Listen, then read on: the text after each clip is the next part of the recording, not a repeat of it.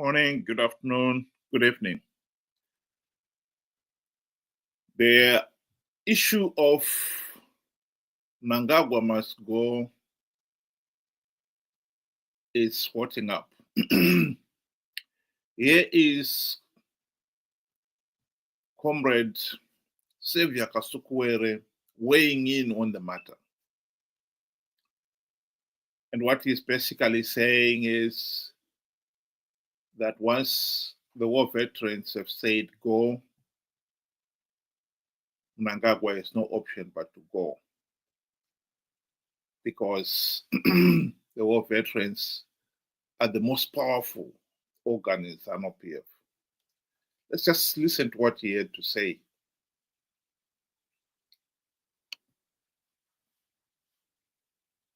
But you knowing President Emerson Mnangagwa, because you worked with him, do you think that he would push through with the 2030 again? Pushing through what? Anti say. No, Mnangagwa is technically fight. Once those war veterans have said the rapera bus, how to pay them come? He's hanging around.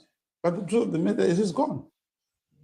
The most critical branch in Zanu PF is that thing called war veterans. But you said he's the father of security. He is not father. How old is he to be father of everyone? He said he's the father of...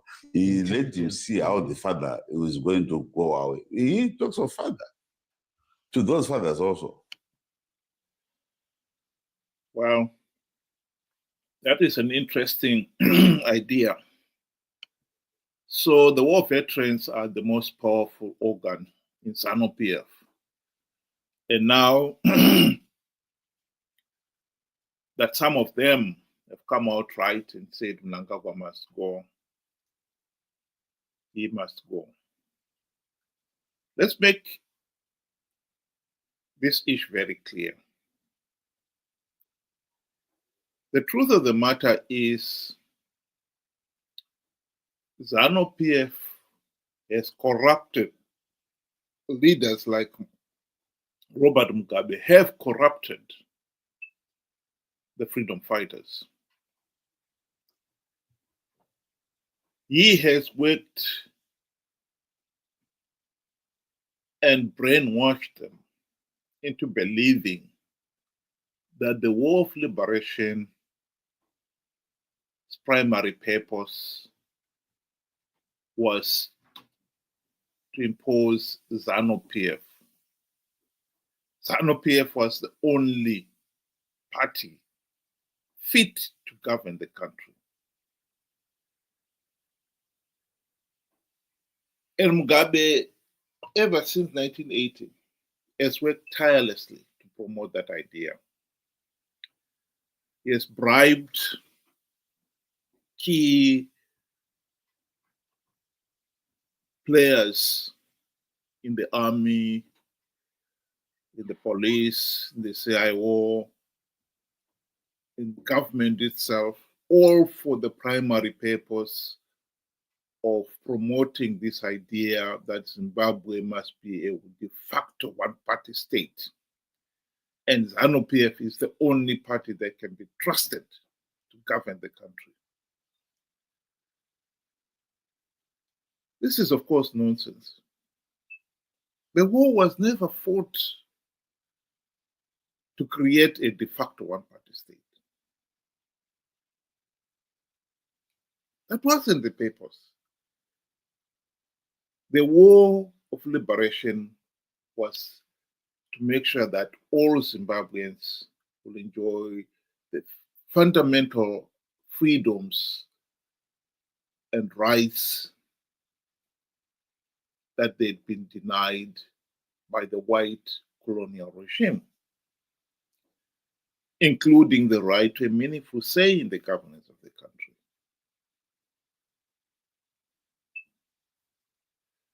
I think one of the distinguishing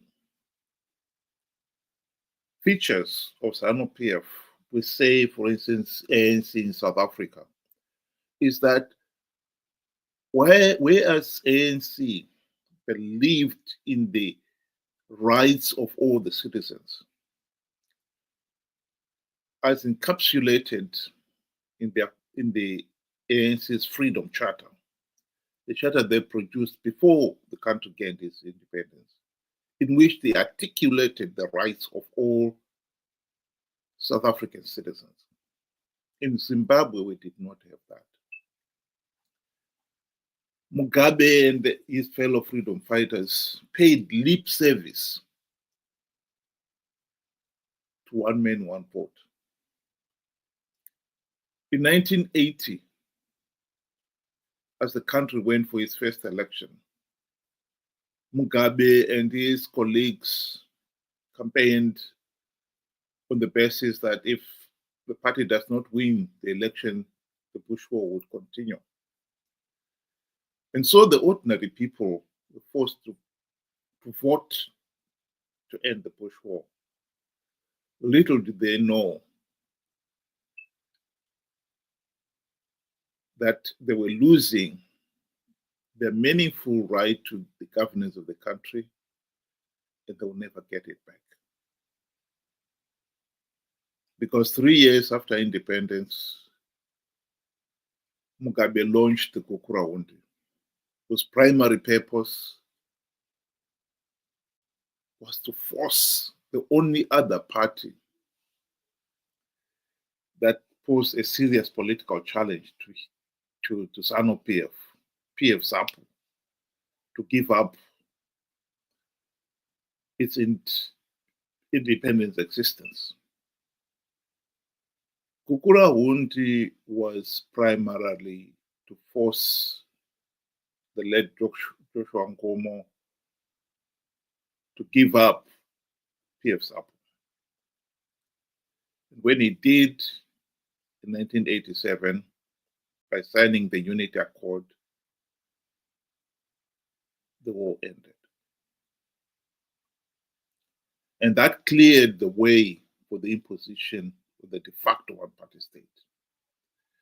And from that point on, Mugabe worked to make sure that all the state institutions like the army, the police, the CIO, all subscribe to the notion that Zimbabwe must be a one-party state. And this was brought home more emphatically in the following outrageous statement by then the army commander, Zanu. We wish to make it very clear to all Zimbabwean citizens that the security organization will only stand in support of those political leaders that will pursue Zimbabwe's value, traditions, belief, for which thousands of lives were lost in pursuit of Zimbabwe's hard-won independence, sovereignty, territorial integrity, and the national interest. To this end, let it be known that the highest office on the land is a straitjacket, whose occupant is expected to observe the objectives of the liberation struggle. We will therefore not accept, let alone support or salute anyone with a different agenda that threatens the very existence of our sovereignty, our country, and our people.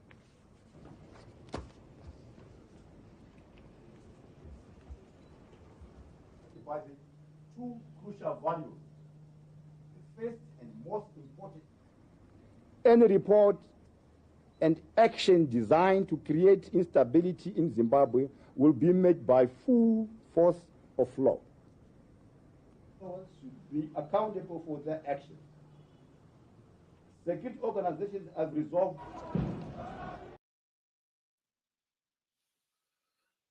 So there we have it.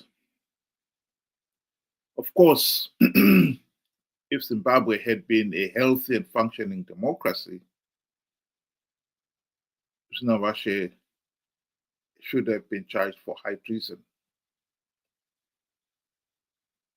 The notion that Zimbabwe This is a one-party state, and Zanu PF is the only legitimate government to rule it, is an outrage. Yesterday, I brought up the issue that during India's fight to end British rule, Nehru and Gandhi and the other Indian nationalists asked themselves, what would an armed struggle, what kind of leaders would an armed struggle throw up?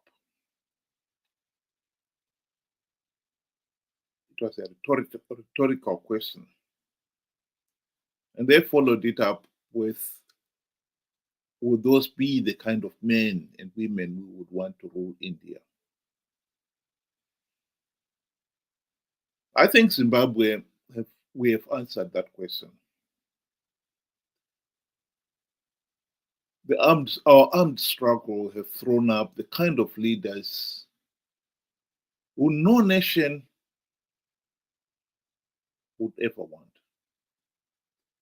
The kind of leaders who believe that they have the right to deny all others the right to a meaningful say in the governance of the country, to ride roughshod over everybody else in pursuit of power and dominance. This is what we have in Zimbabwe. And unfortunately, that kind of leadership went one step further and corrupted all the other freedom fighters to follow suit. But to come back to the present situation, as much as Kasukuwere may well be right that the war veterans are the most powerful organ in Zanu PF, and they wield the veto on who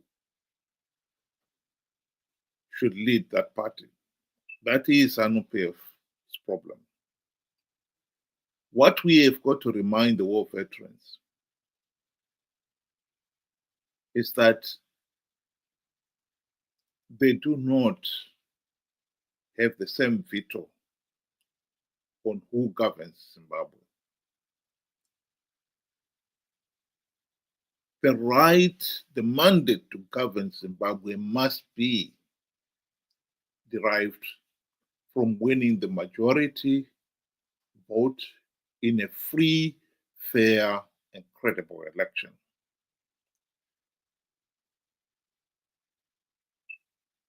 Where all the citizens of Zimbabwe have a meaningful vote. The notion of one-party state, the notion that Zanu PF alone, Zanu PF leaders alone, are the only ones fit to govern, is a nonsense. It must be denounced and should have been denounced even as far back as 1980. We did not fight to end white colonial oppression only to replace it with new oppressors, which is exactly what we did.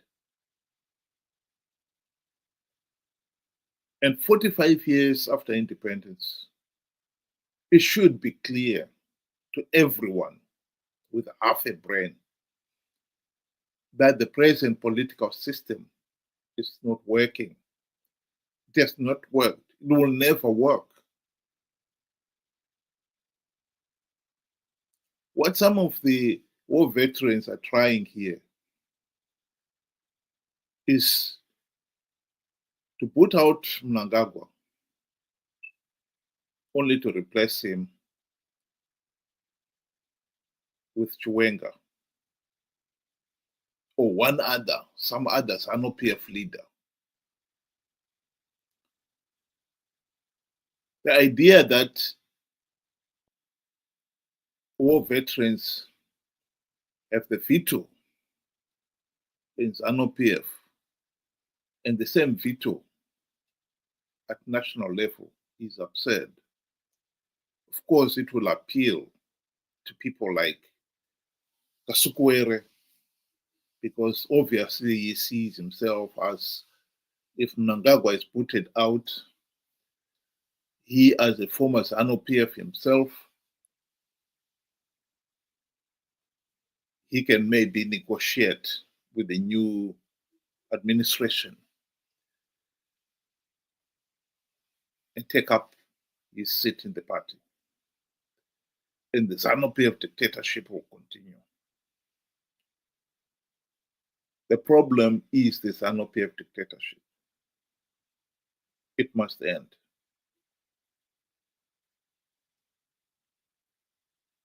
The right of all Zimbabweans to a meaningful say in the governance of the country must be restored.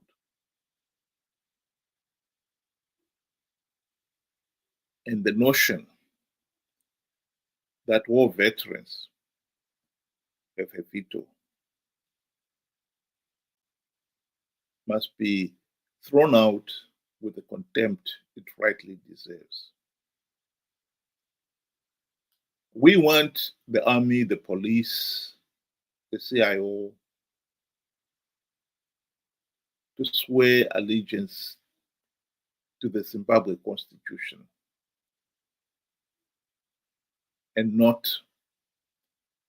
to a Zanu PF one-party state.